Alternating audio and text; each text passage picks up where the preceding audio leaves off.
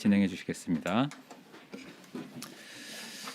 먼저 할렐루야로 우리 반갑게 인사하도록 하겠습니다. 할렐루야, 할렐루야. 우리 분당에서 영상으로 예배 참석하시는 성도님들도 우리 좌우에 계신 우리 반가운 얼굴 보면서요, 진심으로 축복했으면 좋겠습니다. 당신은 하나님의 축복입니다.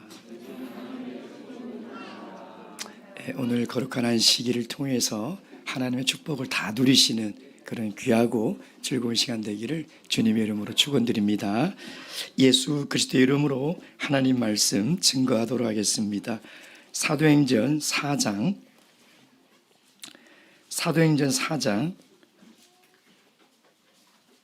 24절에서 31절까지 말씀입니다. 오늘 우리에게 주신 계시의 말씀을 통하여 살아계신 하나님의 음성과 우리 교회를 향하신 하나님의 선하신 뜻을 다 듣고 깨달을 수 있도록 24절부터 31절까지 저와 교도하도록 하겠습니다. 24절 제가 먼저 읽겠습니다. 저희가 듣고 일심으로 하나님께 소리를 높여 가로되 대주제여 천지와 바다와 그 가운데 만유를 지으신 이시요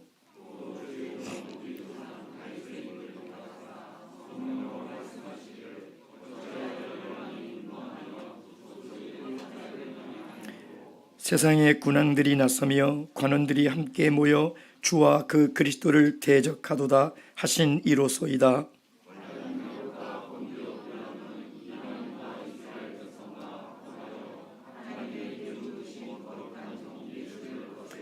하나님의 권능과 뜻대로 이루려고 예정하신 그것을 행하려고 이 성에 모였나이다.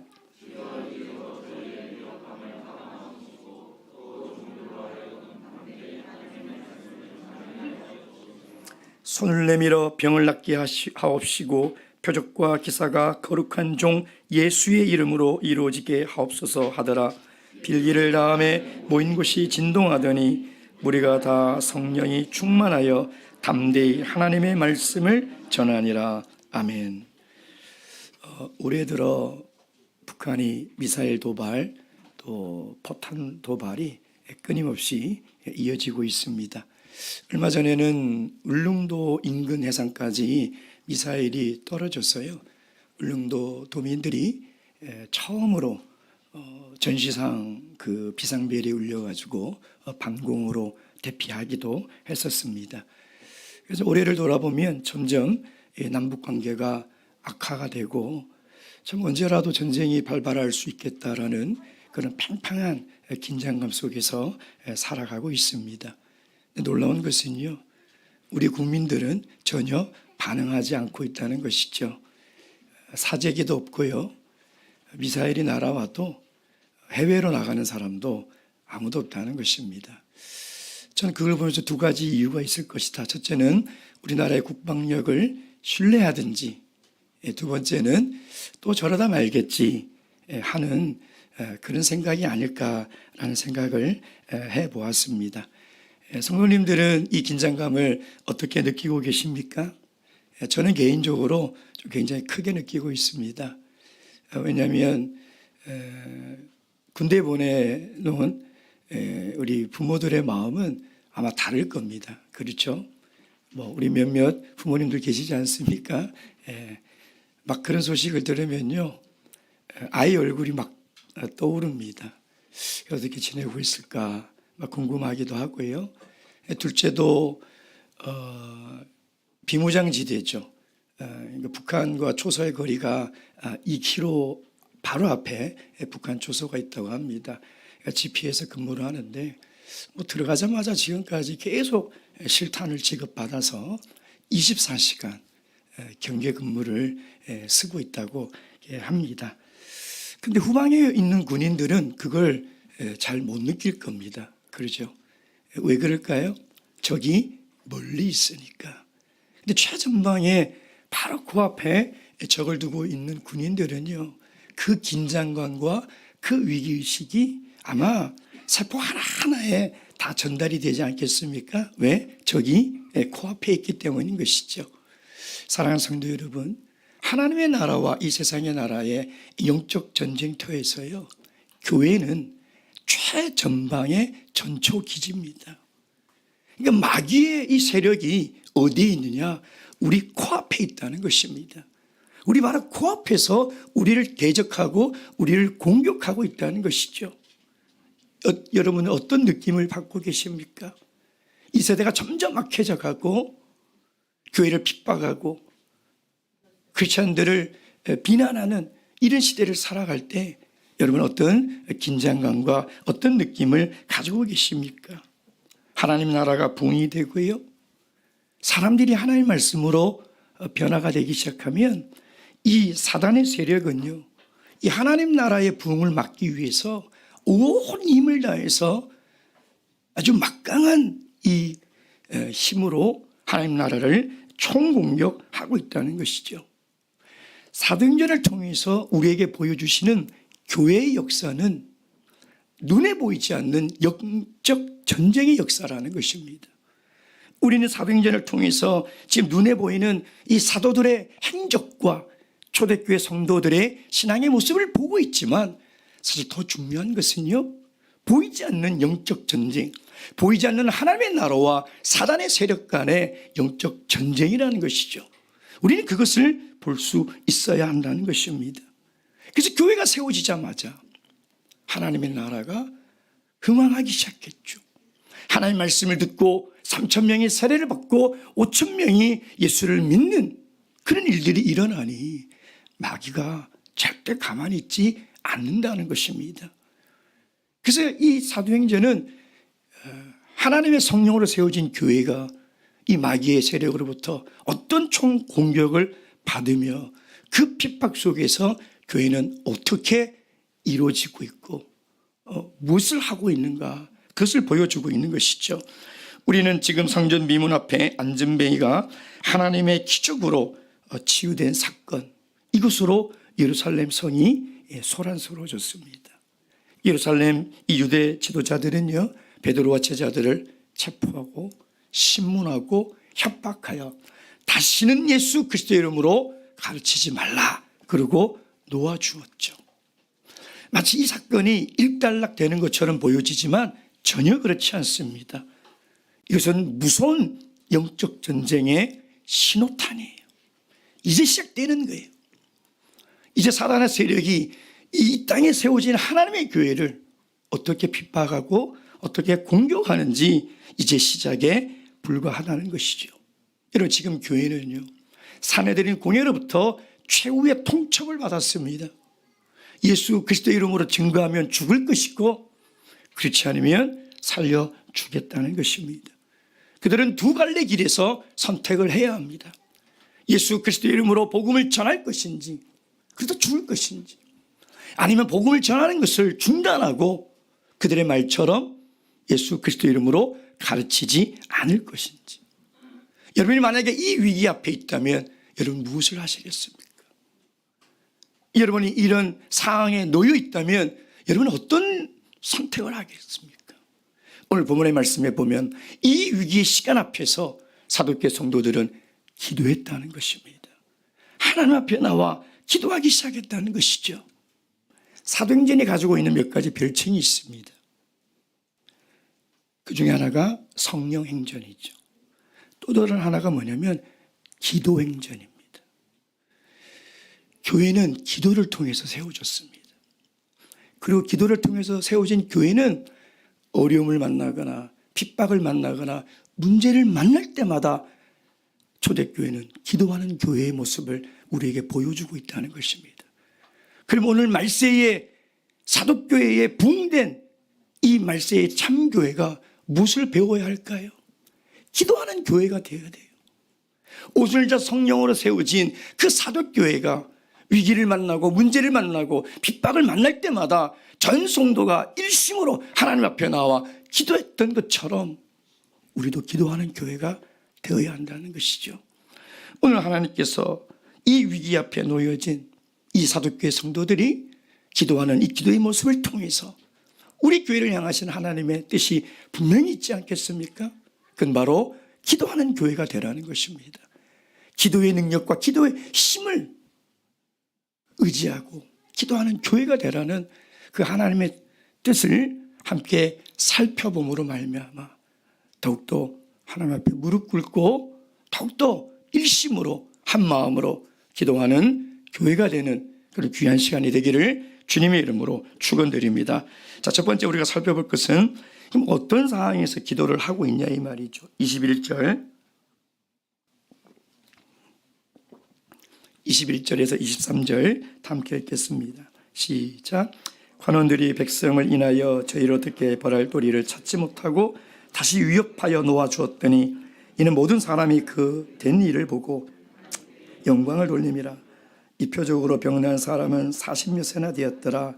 사도들이 노임에 그 동료들에게 가서 제사장들과 장로들의 말을 다 구하니. 어떤 상황에서 기도를 하고 있습니까? 핍박, 환난 속에서 기도를 하고 있다는 거죠. 지금 베드로와 제자들은요, 공중에 나는 새도 떨어뜨린다는 무시무시한 권력을 가진 사내들인 공회에 잡혀갔다가 협박과 해유를 받고 지금 풀려났습니다. 다시는 예수님의 이름으로 가르치지 마라. 한 번만 더 가르치면 이제는 죽이겠다는 거죠. 이렇게 잡혀간 경험이 있는 분이 계신가요? 혹시 감옥에 다녀오신 분 있나요? 혹시 협박과 이런 회유를 받아본 적이 있나요? 우린 잘 상상이 안 되죠. 이게 어떤 상황인지. 저는 대학생 때 92년 대통령 선거 때요. 그래도 대학생인데 우리나라의 민주주의 발전에 기여를 해야 되지 않겠나. 좀 깨끗한 선거, 부정선거가 아닌 좀 공정한 선거로 대통령을 뽑았으면 좋겠다 하는 순수한 마음으로 공정선거 감시단에 가입을 했습니다. 그러니까 공정선거 감시단이 뭐냐면 전국의 대학생들이요 만든 조직인데 이 부정부패 선거가 너무나 심했죠. 대통령 선거 때마다 뭐 선거함을 바꿔치기 하는 것은 비일비재하고요. 금품 선거 뭐 정말 너무나 만연한 그런 시대이지 않았습니까? 그런데 공정선거 감시단이 딱 꾸려져서 5명이 한 개조로 이제 정해진 투표소에 가서 감시를 하는 거예요. 혹시 부정선거가 혹시 돈을 나눠주고 그런 건 없는지.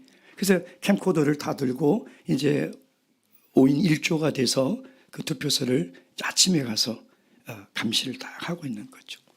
이제 그러다가 부정선거가 적발이 되면 이제 경찰에 신고하는 업무가 우리의 이제 임무였습니다. 그래서 이제 그 투표소 가까이는 갈 수는 없으니까 법적으로 정해놓은 그 거리가 있어요. 멀리 떨어져서 보는데, 부정선거를 하는 거예요. 제 눈앞에서. 그래서 그걸 이제 체증을 위해서 이렇게 찍었죠. 한 건 잡았다. 나라를 위해서 내가 뭔가 일을 하고 있구나. 이제 이런 자긍심으로 112에 신고를 했습니다. 빨리 와서 이 나쁜 사람들 잡아가세요. 그리고 이제 우리 5명은 한 건 했지 않습니까? 아주 이제 경찰이 오면 저 사람들 이제 잡혀가겠구나 하고 있는데요. 갑자기 봉고 2대가 저희 앞에 딱 서더니 몽둥이를 든 사람들이 내려가지고 저희들을 막 두들겨 패기 시작하는. 그래서 차에 끌려가서 2눈이 가려워지고요. 어디론가 끌려갔습니다. 영화 같죠? 끌려간 동안 숨도 못 쉬었어요. 얼마나 맞았는지. 정말 끌려가다시피 기다시피 해서 갔는데요. 어딘지를 모르는데 구치소 같은 철장 안이었어요. 거기 이미 잡혀온 아이들이 막 피가 터지고 울고 있는 거예요. 얼마나 무서운지 알아요? 이게 죽는 거구나. 이런 생각이 들더라고요. 그 사복을 입은 사람들이라서 이 사람들이 사복형사인지 안기부 요원인지 알 수는 없어요. 이름 뭐야? 학번 뭐야? 학교 뭐야? 하고 딱 적더니요. 두들겨 패기 시작해요. 그러면서 한 번만 더 너희들 이런 활동하면 그땐 지도새도 모르게 죽여버리겠다. 그러는 거예요. 아무 소리를 못 하겠더라고요. 숨도 못 쉬겠더라고요.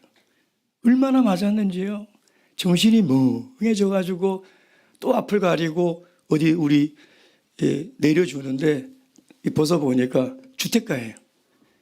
5명이 그냥 멍하니 앉아서 서로 막 눈이 붓고 막 머리가 붓고 온 마디가 쑤시고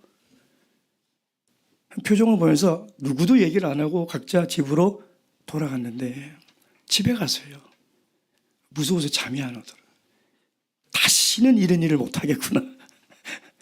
너무 무섭더라. 야, 내가 이런 일을 이제는 다시는 하면 안 되겠구나. 그리고 며칠이 지났는데요. 제 자신이 너무나 부끄러운 거예요. 그거 맞았다고 민주주의에 힘을 보태겠다고 그렇게 열심히 깨끗한 정치를 위해서 나가더니 그 몇 대 두들겨 맞고 잡혀갔다고 그 꿈을 접어버리는 저의 모습을 보면서요. 너무 부끄럽습니다. 야, 내가 이 정도밖에 안 되는구나 하고 너무 부끄럽어요. 어디 가서 이런 얘기를 못 하겠더라. 그런 활동했다는 게 너무 부끄럽지 않아요? 예. 사랑하는 성도 여러분, 여러분 그리스도인이 누구라고 생각하십니까? 여러분에게 누군가가 그리스도인은 누굽니까? 라고 물어볼 때 여러분 누구라고 이야기하시겠습니까?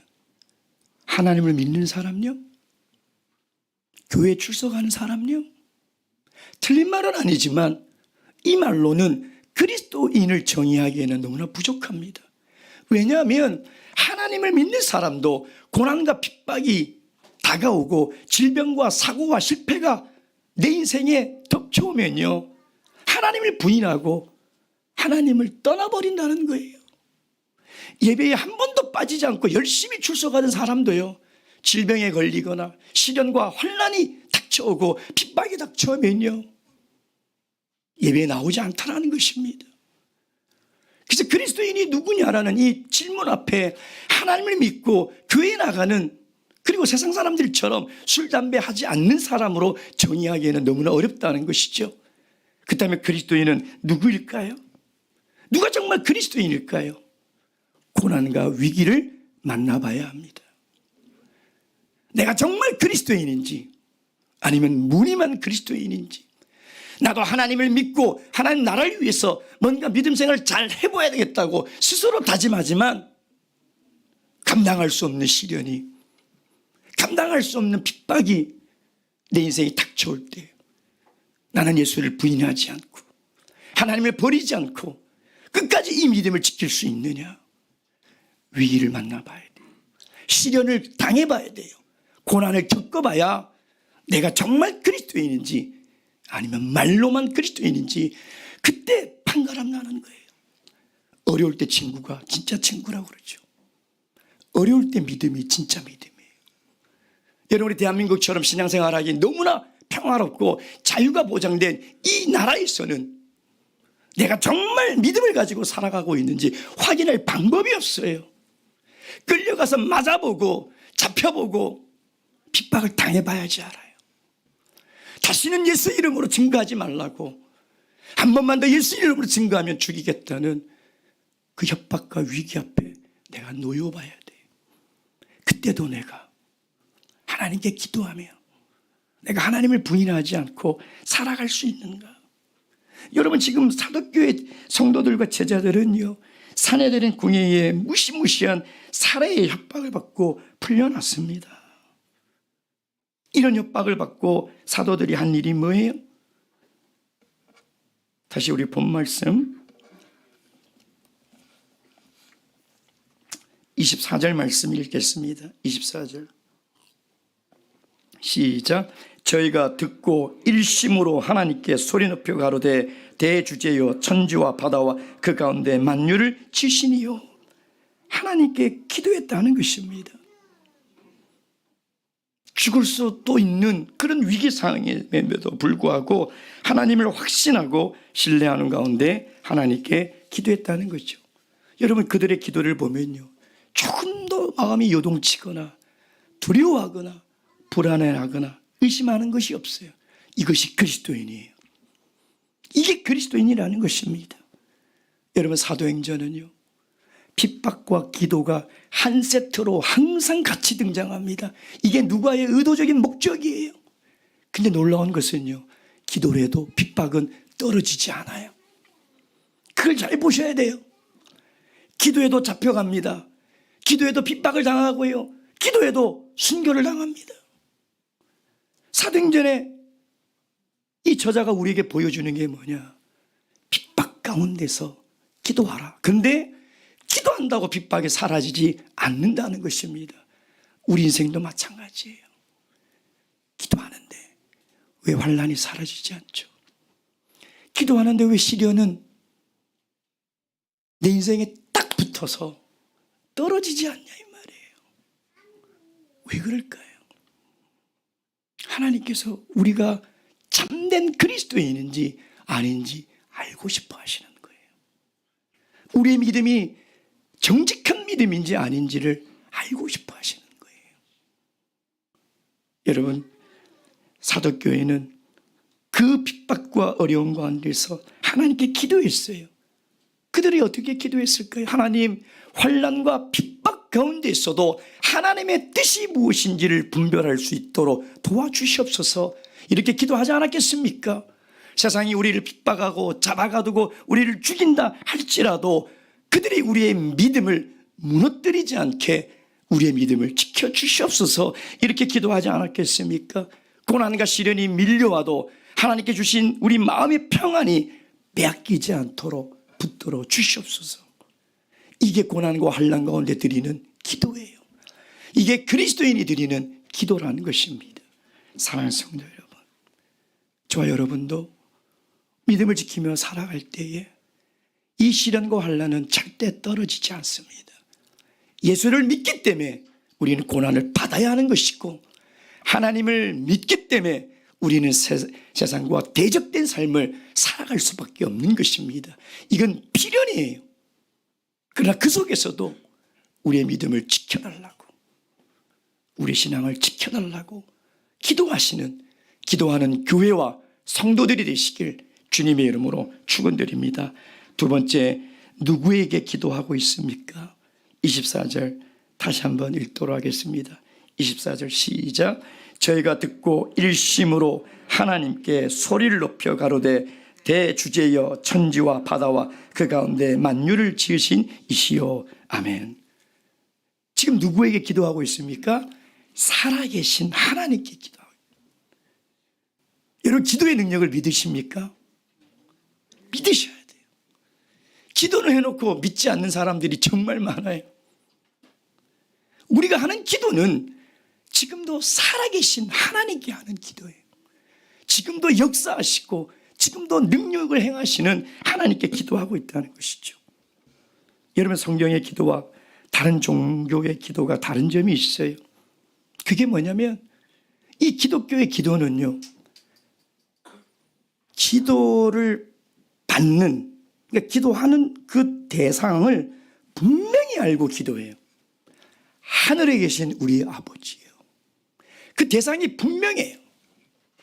다른 종교들은요, 그냥 비나이다 비나이다 정한수 떠놓고 자녀를 위해서, 가족을 위해서 열심히 비는데 천지신명이 누군지 삼신할매를 본 적도 없고 그냥 열심히 빌어요.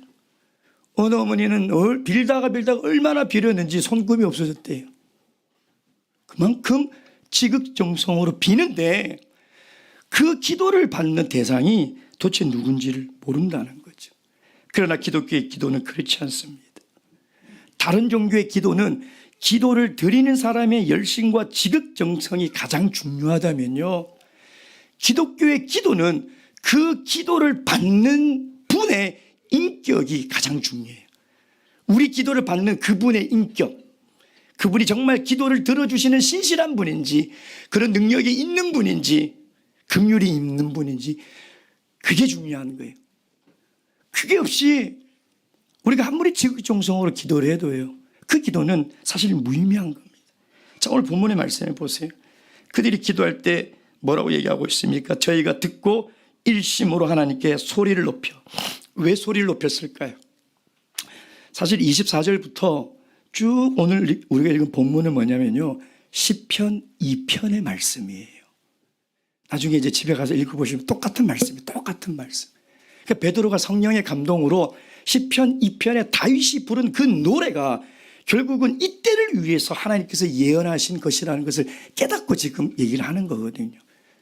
그 시편 2편의 내용을 한 소리로 기도하면서 지금 외치고 있는데 왜 소리를 높였을까요? 무서웠어요? 화가 나서요? 확신에 차 있는 거예요. 우리의 기도를 들으시는 그 살아계신 하나님에 대한 확신. 어떻게 이런 죽음의 핍박 속에서도 이렇게 확신에 찬 기도를 할 수 있을까요? 그건 하나님에 대한 바른 지식이 있었기 때문인 거죠. 하나님이 어떤 분인지, 어떤 분이래요? 소리를 높여 가로되 대주제. 대주제는 무슨 말이냐면 천하의 모든 왕 가운데 진정한 왕이라는 거예요. 천하의 모든 권력자 가운데 진짜 권력자라는 뜻이에요. 그러니 이 시대에 지금 유대 종교 지도자나 헤롯 왕이나 로마의 황제가 권력자인 것처럼 지금 그들을 핍박하고 있지 않습니까? 그들을 죽이겠다고 위협하고 있지 않아요? 근데 그들이 어떤 확신에 차서 기도하냐면 그들의 권력은 절대 권력이 아니라는 거예요. 그들의 권력은 흥망성쇠로 인해서 언제라도 사라질 수 있고 능력의 한계가 있는 권력이지만 우리의 기도를 들으시는 하나님은 대주제, 진정한 절대 권력을 가신 만왕의 왕이요 만주의 주이신 하나님이라는 거예요. 하나님이라는. 그래서 사도들이 대주제라고 부르는 것이죠. 여러분, 세상의 일들이요 역사의 통치자와 권력자들에 의해서 이루어지는 것 같지만 그게 아니라 하나님의 주권을 통해서 이루어진다는 것을 우리는 믿고 기도해야 돼요. 또한 뭐라고 하나님에 대해서 바른 지식을 가지고 있습니까? 뭐라고 하고 있어요? 천지와 바다와 그 가운데 만유를 지으신 우리의 기도를 들으시는 분은 창조주 하나님이라는 것이죠. 만물을 지으신 창조주 하나님이라는, 만물을 지으신 하나님이 우리의 기도를 이루어질 능력이 없겠습니까? 팔이 짧아 아직도 내 기도를 응답하지 않고 있겠습니까? 하나님의 능력의 손이 짧아 우리를 그 시련 가운데 그냥 놓아두고 있겠냐 이 말이에요. 그게 아니라는 거예요. 그러니 우리는 기도할 때 나의 기도를 듣는 하나님에 대한 바른 지식이 있어야 돼요. 그 지식이 믿음으로 가고 그 믿음이 결합될 때 우리는 올바른 기도를 하나님께 할 수 있는 것이죠.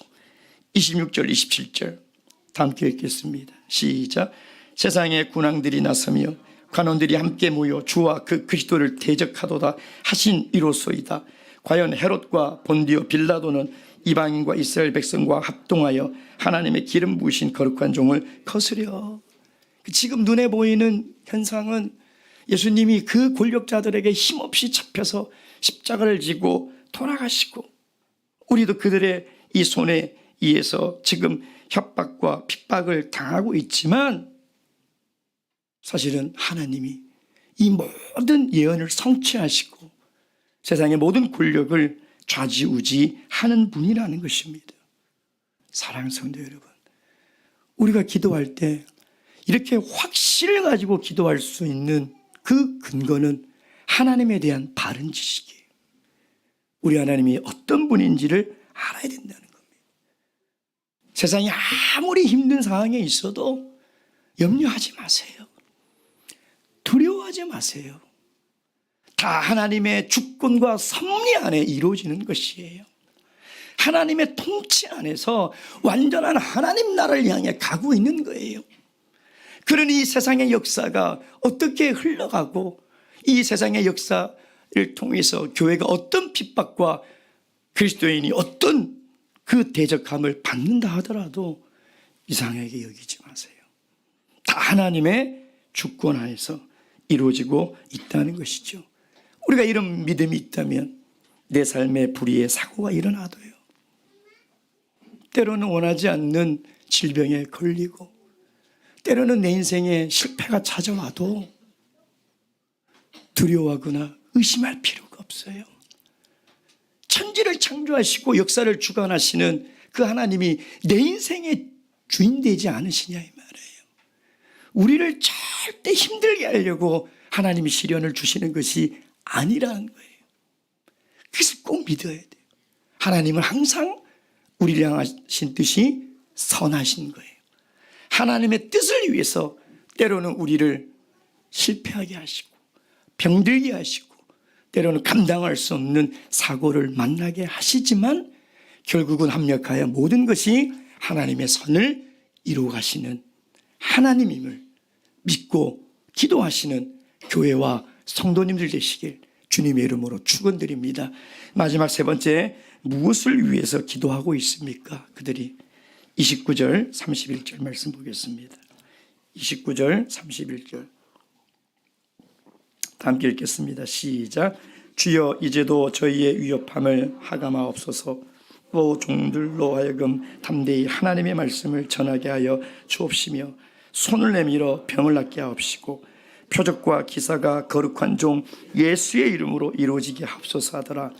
빌기를 다음에 모인 곳이 진동하더니 무리가 다 성령이 충만하여 담대히 하나님의 말씀을 전하니라. 아멘. 오늘 우리가 읽은 이 사도행전 4장 본문의 말씀은요, 제2의 오순절 사건이라고 신학자들이 이야기를 합니다. 그만큼 성령의 역사가 충만한 기도의 현장이었다는 것이죠. 근데 특징이 무엇을 위해서 기도하냐? 하나님의 말씀이 예수의 이름으로 증거되기를, 하나님의 말씀이 전파되기를 위해서 기도했다는 거죠. 그래서 그들은 무엇을 위해서 기도했느냐? 내 안위와 교회의 안위와 안전과 핍박을 사라지게 해달라 기도하는 것이 아니었다는 거죠. 어떤 신학자는 기도에 대해서 이렇게 정의했습니다. 기도는 자신이 바라는 것을 하나님께 얻어내는 수단이 아니라 오히려 기도는 하나님이 원하시는 것을 우리에게 주시기 위한 수단이다. 기도는 우리 인간의 수단이 아닌 하나님의 수단이라는 거예요. 여러분 그걸 잘 아셔야 돼요. 기도는 내 소원을 성취하고 내 소원을 이루기 위해서 준 것이 아니에요. 즉 우리가 잘 알아야 될 게 뭐냐면 기도의 주체는 내가 아니에요. 나를 중심으로 기도하는 게 아니에요. 기도의 주체는 하나님이에요. 왜 기도해야 돼요? 하나님의 바른 뜻을 깨달아야 되기 때문에. 왜? 기도하지 않으면 온갖 우리의 욕심만 구할 수밖에 없어요. 기도하지 않으면 하나님의 뜻과 반대되는 길로 살아갈 수밖에 없기 때문에 기도해야 하나님의 뜻을 알 수 있고 기도해야 하나님의 계획이 무엇인지를 알 수 있는 것이죠. 근데 우리가 생각하는 기도는 내가 바라는 것이 이루어지는 것이죠. 그렇다면 초대교회 성도들이 이 핍박과 환난 속에서 기도했을 때 그들의 기도의 제목은 무엇일까요? 사내들인 공의 사람들이 다 불벼락을 맞아 죽든 헤롯이 독살을 당하든 로마 황제가 전쟁에 나가서 죽어야 되겠죠. 왜? 우리를 핍박하는 대적들이니까. 근데 그들은 그런 기도를 안 해요. 예수의 이름으로 기적이 나타나고 하나님 말씀이 증거되기를 위해서 기도해달라는 것이죠. 기도가 우리의 소원이 성취되고 우리의 소원이 이루어지는 것으로 자꾸 인식하다 보면요, 나중에 어떻게 되는지 알아요? 여러분 기도를 10가지 했는데 이루어지는 건 몇 가지예요? 한 가지 정도죠. 그럼 나머지 9가지 때문에 우리는 실망해요. 야, 기도 안 들어주시네. 왜 내 기도는 안 들어주시지? 그 기도하고 실망한다니까. 기도는 우리의 소원을 이루는 이 수단이 아니라는 것입니다. 29절 30절 말씀을 풀이하면 하나님 감옥에 갇히고 매맞아 죽어도 좋으니 하나님의 복음이 더 전파되게 해주세요. 이런 말이에요. 하나님 내가 고난을 당하고 고통을 당하고 핍박을 받아도 좋으니 예수 그리스도의 이름으로 기적이 나타나고 하나님의 말씀이 힘을 얻고 전파되게 해주십시오. 왜? 이것이 하나님의 뜻이고 계획이기 때문인 것이죠. 여러분 그래서 기도는요 하나님의 일에 동참하는 거예요. 만약 여러분의 기도가 하나님의 계획을 붙들고 기도한다면 그 기도는 반드시 이루어집니다. 만약에 여러분의 기도가 하나님의 뜻에 맞는 기도라면 그 기도에는 반드시 능력과 역사가 나타나요. 그걸 경험하는 교회가 되었으면 좋겠어요. 하나님의 계획과 하나님의 뜻을 붙들고 기도했을 때 정말 살아계신 하나님의 능력이 나타나는 교회, 하나님의 계획을 붙들고 하나님 나라에 동참했을 때 하나님의 역사가 나타나는 그런 교회, 여러분 그런 교회가 되고 싶지 않습니까? 그렇다면 우리는 무엇을 위해서 기도해야 되겠습니까? 하나님의 나라를 위해서, 교회를 위해서 기도해야 됩니다. 그때 반드시 하나님은 그 기도를 들어주신다는 것이죠. 바로 기는 우리 참여수 교회가 사도교회의 교회처럼 기도하는 교회가 되기를 주님의 이름으로 축원드립니다. 묵도하시겠습니다.